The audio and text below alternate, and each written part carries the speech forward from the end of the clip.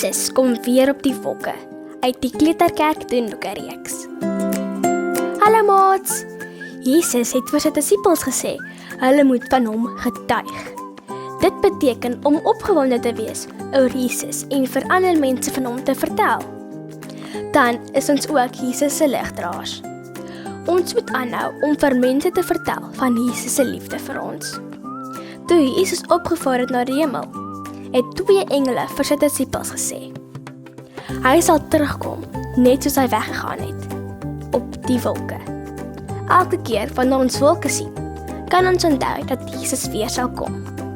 En wanneer Jesus weer kom om ons te kom haal, sal daar glad nie meer iets soos donker te wees nie. Jesus se lig sal nooit doodgaan nie, maar vir altyd skyn. Die goeie nuus wat ons van vandag af kan onthou, is dat ons nie vir eendag hoef te wag vir Jesus se lig in ons lewe nie. Jesus se lig skyn nou reeds om ons elke dag te help wanneer ons bang, bekommerd of hartseer is. Wat sê die Bybel? In Handelinge 1 vers 7 tot 8 lees ons, maar julle sal krag kry wanneer die Heilige Gees in julle kom. Dan sal julle my getuies wees in Jerusalem en die hele Judea en Samaria en tot by die einde van die wêreld. Nadat Jesus hierdie dinge gesê het, het God vir Jesus opgeneem na die hemel.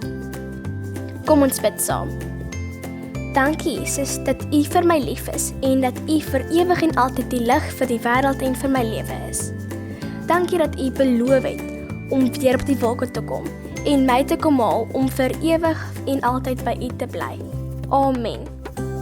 Dankie dat jy 'n ligland kom kuier het en saam met ons ligdraers vir Jesus is. Sien jou gou weer.